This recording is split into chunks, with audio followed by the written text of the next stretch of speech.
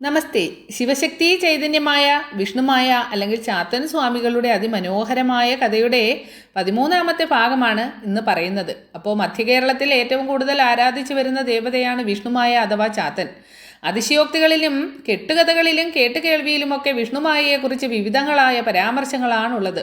ഇതേക്കുറിച്ച് ഇന്നും പൂർണ്ണമായ ഒരു ധാരണ ഇല്ലാത്തതാണ് അതിന് കാരണം. നമ്മുടെ പൂർവികരുടെ ഈടുവയ്പ്പുകളിൽ ഉണ്ടായിരുന്ന താളിയോല ഗ്രന്ഥങ്ങളിലെ പല അമൂല്യ മന്ത്രതന്ത്ര വിധികളും മറ്റും കാലപ്പഴക്കത്താൽ നഷ്ടപ്പെട്ടു പോവുകയും അറിവുള്ളവർ അത് മറച്ചു വയ്ക്കുകയും ചെയ്തത് അറിയാൻ ആഗ്രഹമുള്ള പുതിയ തലമുറയോട് ചെയ്ത മഹാ അപരാധമായി. അവർ ഇത്തരം കാര്യങ്ങളിൽ അജ്ഞരുമായി. പുരാണ കഥകൾ പഴഞ്ചനെന്ന് മുദ്രകുത്തി അവഗണിക്കുന്ന ഒരു കാലമുണ്ടായിരുന്നു. ഇന്നവ വായിക്കാനും കേൾക്കാനും ജനങ്ങൾക്ക് ഏറെ ഇഷ്ടമാണ്. ഈശ്വര കഥകളോട് തോന്നുന്ന ഇഷ്ടം ഭക്തിമാർഗത്തിലേക്കുള്ള കാൽവെപ്പായി കണക്കാക്കാം. പുരാണങ്ങളെല്ലാം തന്നെ വൈദിക സംസ്കാരത്തിൻ്റെ പ്രതീകങ്ങളാണ്.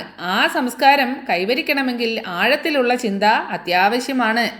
12ാമത്തെ ഭാഗത്ത് പറഞ്ഞു നിർത്തിയത് കൂളിയാറിലെ പ്രളയത്തിൽ അകപ്പെട്ടവരെ ചാത്തൻ രക്ഷിക്കുന്ന ആ ഒരു ഭാഗം വരെയാണ് നമ്മൾ പറഞ്ഞു നിർത്തിയത്.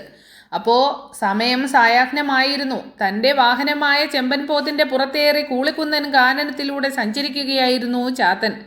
അസംഖ്യം കാട്ടുചെടികൾ ഇടതിങ്ങി വളരുന്ന ഒരു മുൾക്കാട്ടിലൂടെ കടന്നു പോകുമ്പോൾ നിറയെ മുള്ളുകളുള്ള ഒരു വള്ളിച്ചെടി ചാത്തൻ്റെ കാലിൽ ചുറ്റി.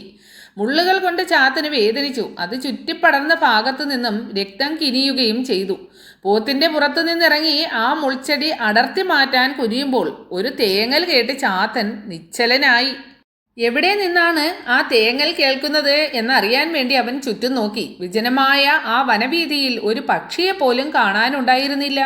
തേനീച്ചകളുടെ മുരൾച്ചയോ ശലഭങ്ങളുടെ ചിറകടിയോ കേൾക്കുന്നില്ല. ആ മുൾക്കാടിൻ്റെ അടുത്തുകൂടി ഒരു കാട്ടുപക്ഷി പോലും പറക്കുന്നില്ല. പിന്നെ ആരാണ് തേങ്ങിക്കരഞ്ഞത്? താൻ അത് വ്യക്തമായി കേട്ടതാണല്ലോ. തന്നെ മുറിവേൽപ്പിച്ച ആ ചെടിയുടെ കൂമ്പുനുള്ളി അതിനെ ശിക്ഷിക്കാൻ തുടങ്ങുമ്പോൾ വീണ്ടും കേട്ടു ആ ശബ്ദം. അരുതേ, എൻ്റെ ജീവൻ എടുക്കരുതേ.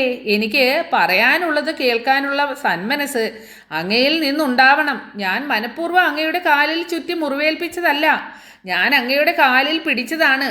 എന്നെ രക്ഷിക്കണമെന്നുള്ള അപേക്ഷ അറിയിക്കാൻ മറ്റു മാർഗമൊന്നുമില്ലാഞ്ഞിട്ടാണ്. 100 വട്ടം ഞാൻ ക്ഷമ ചോദിക്കുന്നു.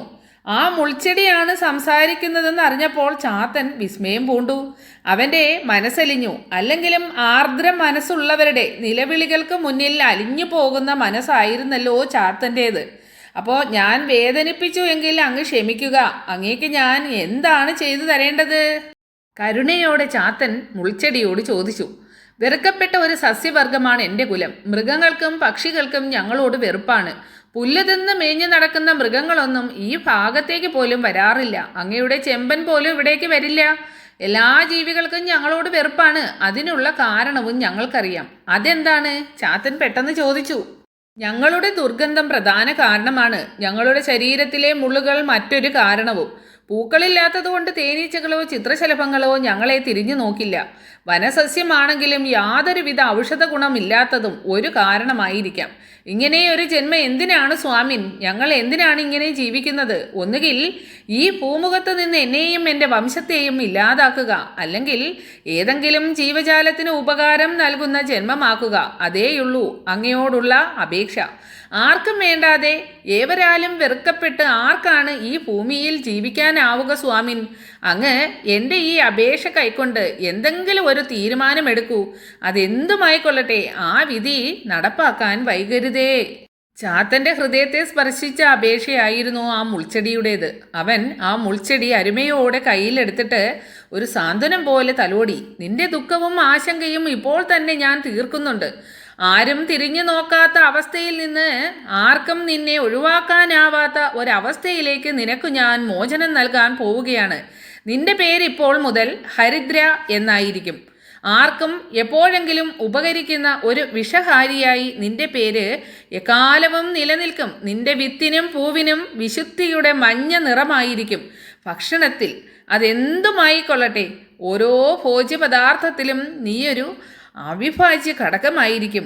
നിന്നെ ഇന്നു മുതൽ ലോകത്തിൽ ആർക്കും മാറ്റി നിർത്താനാവില്ല.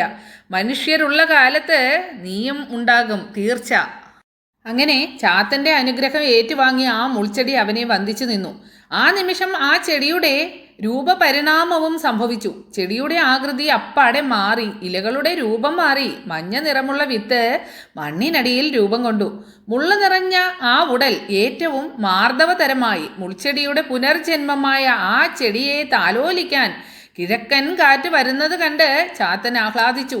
ചെമ്പന്റെ പുറത്തു കയറി ചാത്തൻ യാത്ര തുടർന്നു. യാത്രക്കിടയിൽ എതിരെ അതാ ഓടി വരുന്നു ഒരു മലനായാടി. ചാത്ത, നമുക്കൊരു അതിഥി വന്നിരിക്കുന്നു. കൂളിക്കുന്നൻ വനത്തിലേക്ക് ചെമ്പന്റെ മുന്നിലേക്ക് ഓടിയെത്തിയാണ് മലനായാടിയുടെ വെളിപ്പെടുത്തൽ. അതിഥിയോ? അതാര്? ചാത്തൻ ചെമ്പനെ നിർത്തി താഴെ ഇറങ്ങി.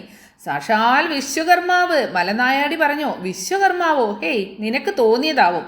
ചെമ്പനെ അവിടെ മേയാൻ വിട്ട് നായാടിയുടെ കൂടെ ചാത്തൻ തിടുക്കത്തിൽ നടന്നു. വിശ്വകർമാവ് ഒരാൽമര ചുവട്ടിൽ ധ്യാനനിരതനായിരിക്കുന്നു. അദ്ദേഹത്തിന്റെ മുന്നിലെത്തി സാഷ്ടാംഗം പ്രണമിച്ച് ചാത്തൻ പൂക്കളും പഴങ്ങളും നൽകി അത്യാവശ്യ മര്യാദയോടെ അദ്ദേഹത്തെ സ്വീകരിച്ചു. വിശ്വകർമാവിന് സന്തോഷമായി. അങ്ങയുടെ എഴുന്നള്ളത്തിന് എന്തെങ്കിലും പ്രത്യേകിച്ച് ഉദ്ദേശമുണ്ടോ? ചാത്തൻ വിനീതനായി ചോദിച്ചു. തീർച്ചയായും ഉണ്ട്. കൂളിക്കുന്നൻ വനം കാണണം, ചാത്തനെ കാണണം, പിന്നെ പ്രധാനമായി കൂളിയാറും കാണണം. അപ്പോഴും ചാത്തന് കാര്യങ്ങൾ വ്യക്തമായില്ല. അത് അദ്ദേഹത്തിന് മനസ്സിലാവുകയും ചെയ്തു. അദ്ദേഹം പുഞ്ചിരിച്ചു. കൂളിയാർ ഒഴുകി ഒരു പ്രത്യേക ഭാഗത്തെത്തുമ്പോൾ ചൂടുവെള്ളം ഉണ്ടാകുമെന്നും അത് കഴിഞ്ഞ് പിന്നെയും പഴയതുപോലെ തണുത്ത വെള്ളവുമായി ഒഴുകിയെത്തുമെന്നും അറിയാൻ കഴിഞ്ഞു. ഇങ്ങനെ ഒരു അത്ഭുത പ്രതിഭാസം മറ്റൊരിടത്തും കണ്ടിട്ടില്ല, കേട്ടിട്ടില്ല. അതൊന്നു കാണാനും അനുഭവിച്ചറിയാനുമാണ് നാം ഇവിടെ വന്നത്. സന്തോഷം മഹാത്മൻ, അങ്ങ് വന്നാലും. അങ്ങനെ ചാത്തനും മലനായാടിയും കൂടി അദ്ദേഹത്തെ കൂളിയാറിലേക്ക് കൂട്ടിക്കൊണ്ടുപോയി. ചൂടുവെള്ളമായി പുഴയൊഴുകുന്ന ഭാഗത്തേക്ക് അവർ എത്തി. ചാത്തൻ കാട്ടിക്കൊടുത്ത സ്ഥാനത്ത് വിശ്വകർമാവ് ഇറങ്ങി. പുഴവെള്ളം കൈക്കുമ്പിളിൽ കോരിയെടുത്ത് പരിശോധിച്ചു. അപ്പുറത്തെയും ഇപ്പുറത്തെയും തണുത്ത വെള്ളവും വീണ്ടും ചൂടുവെള്ളവും മാറി മാറി പരിശോധിച്ചു. ആ ചൂടുവെള്ളത്തിന്റെ രഹസ്യം മാത്രം അദ്ദേഹത്തിന് കണ്ടെത്താൻ കഴിഞ്ഞില്ല. അദ്ദേഹം പരാജയം സമ്മതിക്കും പോലെ പറഞ്ഞു. വിശ്വകർമാവായ നമുക്ക് പോലും കൂളിയാറിന്റെ ഈ രഹസ്യം കണ്ടെത്താൻ കഴിയുന്നില്ല. അത്ഭുതം തന്നെയാണിത്. അദ്ദേഹം കരയിലേക്ക് കയറി. പാർവതീ പരമേശ്വരന്മാരുടെ വനവാസകാലത്ത് പാർവതീ ദേവിക്ക് നീരാടാൻ വേണ്ടി ശ്രീ പരമേശ്വരൻ നിർമ്മിച്ചതാണിത്. മലനായാടി പറഞ്ഞു. ശ്രീ മഹാദേവനെ കൊണ്ടേ ഇതിന് സാധിക്കൂ. വിശ്വകർമാവ് മന്ത്രിച്ചു. ആത്രേയ മഹർഷിയാണ് കൂളിയാറിന്റെ ഇത്തരമൊരു മഹത്വത്തെക്കുറിച്ച് പറഞ്ഞു തന്നത്. അദ്ദേഹത്തിന് ഇതുപോലൊരു പുഴ ഉണ്ടാക്കണമത്രേ. കാര്യം മനസ്സിലാകാതെ ചാത്തനും നായാടിയും അദ്ദേഹത്തിന്റെ മുഖത്തേക്ക് നോക്കിയത് ഏകകാലത്തായിരുന്നു. കാരണം ആത്രേയ മഹർഷിയെക്കുറിച്ച് അവർ വളരെയേറെ കേട്ടിട്ടുണ്ട്. മുനി ഒരിക്കൽ ഇന്ദ്രന്റെ സ്വർഗത്തിൽ ചെന്നു. ഇന്ദ്രൻ അദ്ദേഹത്തെ സ്വീകരിച്ചിരുത്തി. പാനം ചെയ്യാൻ അമൃതം നൽകി. മുനിക്ക് വേണ്ടി അപ്സരസുകളുടെ നൃത്തം അവതരിപ്പിക്കപ്പെട്ടു. അവർ മുനിക്ക് വേണ്ടി നൃത്തമാടി. സർവ്വസുഖങ്ങളും അനുഭവിച്ചറിഞ്ഞ് ഇനിയുള്ള കാലം അവിടെ അങ്ങ് കൂടിയാലോ എന്ന് മുനിവര്യൻ ചിന്തിക്കാതിരുന്നില്ല. അതിനെക്കുറിച്ച് ഭാര്യയുമായി ആലോചിക്കുവാൻ അദ്ദേഹം ആശ്രമത്തിലേക്ക് തിരിച്ചു. അപ്പോൾ ആശ്രമത്തിലെത്തിയ ആത്രേയ മുനി സ്വർഗത്തിലെ വിശേഷങ്ങളൊക്കെ ഭാര്യയെ പറഞ്ഞു കേൾപ്പിച്ചു.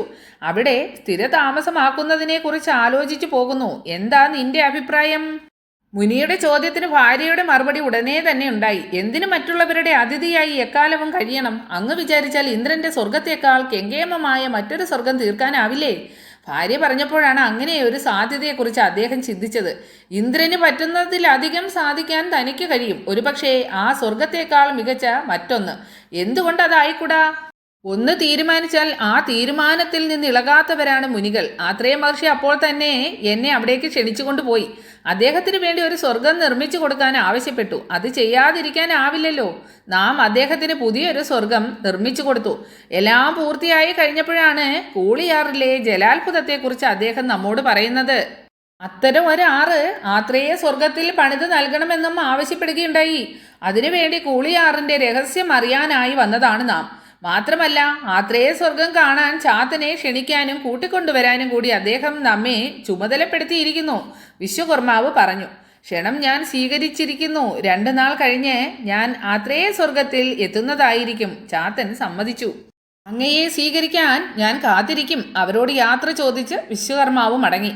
2 നാൾ കഴിഞ്ഞപ്പോൾ ചാത്തൻ ആത്രേയ സ്വർഗത്തിലേക്ക് യാത്രയായി. അവനെ സ്വീകരിക്കേണ്ട ആത്രേയ മുനി ഏതോ ഭക്ഷ്യവിഷബാധയേറ്റ് അവശനായി കിടക്കുകയാണ്. പകരം വിശ്വകർമാവാണ് ചാത്തനെ സ്വീകരിച്ചത്, ആത്രേയ സ്വർഗത്തിലേക്ക് ആനയിച്ചത്. മാമുനിക്ക് എന്താണ് സംഭവിച്ചത്? ചാത്തൻ ചോദിച്ചു. ആതിഥേയൻ അവശനാണെന്നറിയുന്നത് ഒരതിഥിക്കും ആഹ്ലാദകരമാവില്ലല്ലോ. അങ്ങനെ വിശ്വകർമാവിനൊപ്പം ചാത്തൻ ആത്രേയ മുനി കിടക്കുന്ന അറയിലെത്തി. അദ്ദേഹത്തെ കണ്ടു. ചാത്തനെ കണ്ട ആഹ്ലാദം പ്രതിഫലിപ്പിക്കാൻ ആ കണ്ണുകൾക്ക് പോലും കഴിയുന്നില്ല. തീർത്തും അവശനാണ് അദ്ദേഹം. അല്പനേരം അവിടെ നിന്നിട്ട് വിശ്വകർമാവിനൊപ്പം ചാത്തൻ പുറത്തേക്ക് പോയി. ആത്രേയ സ്വർഗം മുഴുവൻ ചുറ്റി നടന്ന് കണ്ടു. മുനിയുടെ അസാന്നിധ്യം വലിയൊരു നഷ്ടമായി ചാത്തൻ അനുഭവപ്പെട്ടു. ആത്രേയ മുനിയുടെ അസുഖം ഭേദമാവാൻ എന്താണൊരു ഉപായം? വിശ്വകർമാവും ഒരുമിച്ച് നടക്കവെയാണ് ചാത്തൻ അദ്ദേഹത്തോട് കൂളിക്കുന്നൻ മരത്തിലെ ഔഷധ ചെടിയെക്കുറിച്ച് പറഞ്ഞത്. ആ ചെടിയുടെ കിഴങ്ങ് ഇടിച്ചു പിഴിഞ്ഞ് ആ നീര് മാമുനിക്ക് നൽകിയാൽ അദ്ദേഹത്തിൻ്റെ ഉള്ളിലുള്ള സകല വിഷാംശവും ചോർന്നു പോകും. ഹരിദ്ര എന്നാണ് ചെടിയുടെ പേര്. ഞാനത് എത്തിച്ചു തരാം. ആ ചെടി ഇവിടെയും നട്ടു വളർത്താൻ അങ്ങേക്ക് കഴിയുമല്ലോ? തീർച്ചയായും കഴിയും. അങ്ങ് എത്തിച്ചു തരൂ. വിശ്വകർമാവ് പറഞ്ഞു. അരനാഴികയ്ക്കുള്ളിൽ ചാത്തന്റെ കയ്യിൽ ഹരിദ്രയുടെ ഒരു തൈ പ്രത്യക്ഷപ്പെട്ടു. ചെടിയുടെ കിഴങ്ങും. ആ കിഴങ്ങ് അരച്ചു ചതച്ച് ആത്രേയ മുനിക്ക് നൽകി. സ്വർഗത്തിലെ മറ്റു ചില ഭാഗങ്ങൾ കൂടി കണ്ടു മടങ്ങി വന്നപ്പോഴേക്കും അറയിൽ നിന്ന് ആത്രേയ മുനി പുറത്തേക്ക് ഇറങ്ങി വന്നു. ചാത്ത, നീ നമ്മെ രക്ഷിച്ചിരിക്കുന്നു. നിന്റെ ഔഷധ സസ്യത്തിന്റെ വീര്യം അപാരമാണ്. അദ്ദേഹം ചാത്തനെ അഭിനന്ദിച്ചു. അങ്ങയുടെ ആഗ്രഹം നാം സാധിച്ചു തരുന്നുണ്ട്. കൂളിയാർ പോലെ മറ്റൊരു കൂളിയാർ ഇവിടെ ഉണ്ടായിരിക്കും.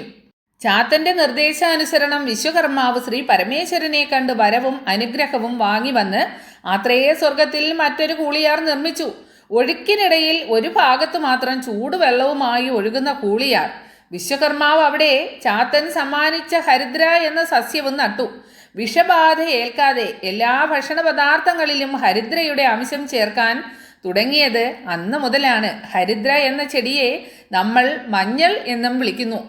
അപ്പോൾ ആര് നൊന്ത് വിളിച്ചാലും അവിടെ ഓടിയെത്തുന്ന വിഷ്ണുമായ അഥവാ ചാത്തൻ സ്വാമികളുടെ അതിമനോഹരമായ കഥയുടെ 13ാമത്തെ ഭാഗം ഇവിടെ നിർത്തുകയാണ്.